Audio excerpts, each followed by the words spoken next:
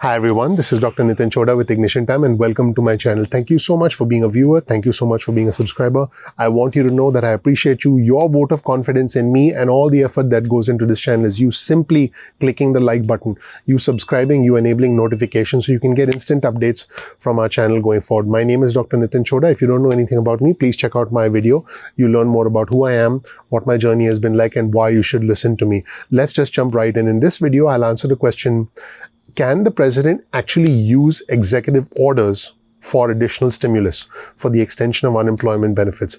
Before we dig deep into that, let's analyze how the money from the CARES Act has actually flown through the US economy and how much money is actually left. Because the answer to whether the president can use executive orders lies in understanding how much of the money is actually not yet allocated, and then we can answer the question, hey, can that money indeed be allocated?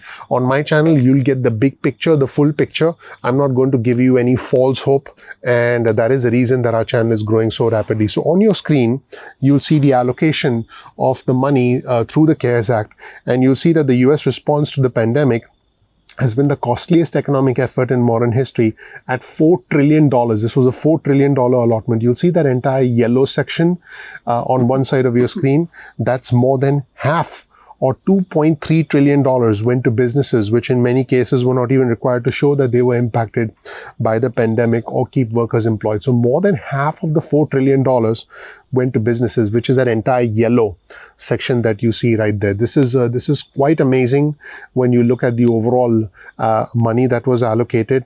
The bill included $651 billion in tax breaks that often went to companies that laid off workers. The Cheesecake Factory, for example, furloughed 41,000 people, and they will still get a tax break. This is just unbelievable. Now, $454 billion, this is the money that I'm going to dig deeper into. $454 billion went to the Federal Reserve to help stabilize markets, and these efforts helped many companies, including Wells Fargo, AT&T, and Carnival, to borrow at low rates, even while laying off employees. There is money left over there, and that is what I'm going to talk about. That is the money that can potentially be reallocated with congressional approval. So $670 billion, as you can see on your chart, went towards the Paycheck Protection Program. That remains, there could potentially be a second round of funding, and $884 billion, roughly 1/5 of that $4 trillion went to help workers and families. We're talking stimulus checks and other measures. So just 1/5 of all of that money actually went to help workers and their families, came to the American people. As far as the remaining money is concerned, you'll see the area in pink. Only 16% of the money was allocated to fighting the health crisis, meaning testing and contact tracing. So the section in pink that you see represents the money that went towards testing and contact tracing. That's around 16% of the money, and $253 billion went to help state governments and public agencies to pay for protective equipment, to pay for first responders and other impacts related to the pandemic. So you can see the entire distribution of how this money was indeed spent and allocated. Now, here's the uneven part, and here's the unusual part and the sad part of our economic recovery. This $454 billion that I referred to earlier, this was money actually allocated by the Federal Reserve so that it could lend money at a low interest rate to large companies and large corporations, which could in turn essentially keep doing business, which could keep their employees on payroll. The idea was that these big businesses would continue buying, would continue spending money, and would continue keeping the economy moving. A significant portion of the $454 billion is just sitting there, literally gathering dust. You'll see this article on your screen from the Washington Post, and the headline of the article is, as Washington scrambles for more bailout money, the Fed sits on a mountain of untapped funds. Just unbelievable. Hundreds of billions of dollars from the CARES Act. By the way, this is part of that $454 billion that I alluded to earlier. Hundreds of billions of dollars of funds from the CARES Act remains uncommitted and may go unspent despite scramble by the White House to produce more aid. So, as you know, there are, intense negotiations going on. As of right now, U.S. Secretary Steve Mnuchin is actually in another country, but he's still going to be hammering out details with House Speaker Nancy Pelosi. In March, Congress allocated $454 billion to the Treasury Department to support the central bank's emergency lending programs, including those for struggling businesses and local governments. Now, out of of that pot, only $195 billion has been specifically committed to cover any losses the Fed might take. 7 months into the crisis, the remaining $259 billion has not yet been committed to any of the Fed's specific programs. Not a single one has not been committed to any of the Fed's specific programs or for any other purpose. And it is unlikely that that money will be spent anytime soon. This is the money that the president and his advisors are trying to reallocate through executive orders. And this is the money that is essentially sitting out there while millions of our fellow Americans need money to pay rent, need money to put food on the table, need to keep the lights on. So this is the unfortunate part. Now, the fate of this money really depends on congressional approval. And now the Federal Reserve and the Treasury Department officials say there are ways the money could be repurposed to directly reach businesses and workers, but they cannot do so without congressional approval. Now, the White House officials have tried redirecting the money without congressional approval, as per the Washington Post, and I'll provide you with a link to the article in the description section below. But they were told by administration attorneys, they were told by White House attorneys that they could not do so legally, according to sources. So this is where things stand right now. So I just want to be clear once again, the White House has looked into using this leftover money for stimulus checks 2.0, for the Paycheck Protection Program. They've looked into using this money and getting it out into the economy, but they've been told by attorneys at the Treasury Department that they cannot do so legally because, and this is the important part, because Congress has the power of the purse. Congress has power over spending decisions under the Constitution. So if you've been hearing on other channels, or if you've been hearing from other sources, or if you've been wondering, hey, why can't the president just, do an executive order and send out the money? He can't.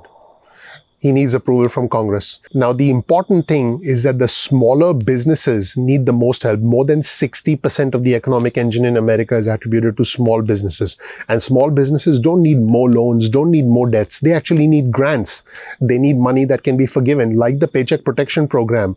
If you're a small business that borrowed less than $50,000 under the Paycheck Protection Program, you have a simple three-page forgiveness form which can now be filed. You need to contact your bank and see if they have an online version for you to fill out this form, or you can use a 3-page form that has been provided by the Treasury Department and then submit it to your bank. And that information keeps changing, keeps evolving. You can talk to an accountant, or if you need more information, please type it out into the comment section below. But in fact, the Federal Reserve Chairman Jerome Powell, actually specifically, he was at a hearing last month, and he said that essentially more support was needed for small businesses. And he said a facility geared towards relatively small amounts would have to be a different kind of facility than the larger Main Street lending program, which has not been as successful as the Paycheck Protection Program. This is what Jerome Powell said. He said, trying to underwrite the credit of hundreds of thousands of small businesses would be very difficult.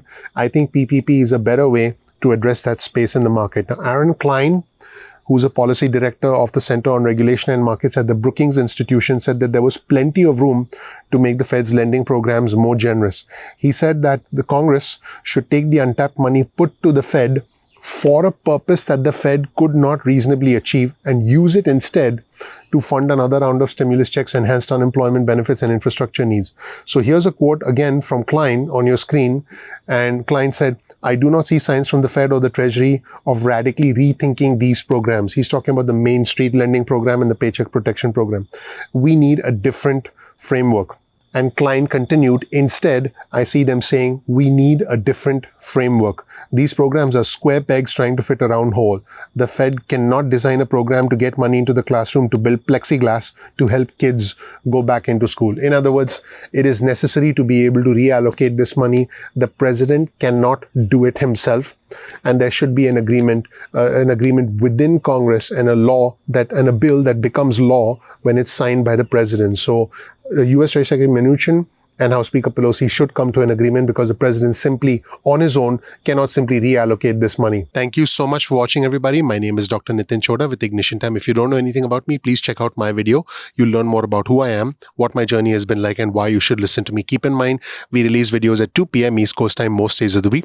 You can get your cell phone out, get on our important SMS alerts list. Simply send a text message with the word ignition or with the word time to 70,000. That's 70000. You'll get added to our SMS alerts list. You can can also get added if you want to our email list. Simply go to ignitiontime.com/alerts. That's ignitiontime.com/alerts, and you'll get added to our email list. You can opt out of the SMS list or the email list at any point in time that you want. Now, here's something important. You can also follow us on Instagram. Simply go to ignition_time. That's our handle on Instagram, and follow us on Instagram. You'll get exclusive news and alerts on Instagram. Speaking of alerts, you'll also get alerts on Twitter. Simply follow us at ignition_time on Twitter. That's ignition_time on Twitter. Also, keep in mind, sometimes YouTube does not always send out notifications on time. So simply bookmark youtube.com/ignition time. That's youtube.com/ignition time. That's our handle.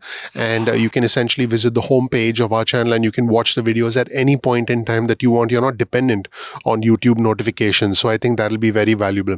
Also, keep in mind that if you learn something new from this video, please comment below. You'll find the links in the description section below to all our sources. So you can always check out all our sources, always, every video in the description section below, so you can research the content for yourself. If you learn something new from this video, please consider clicking like. Please subscribe.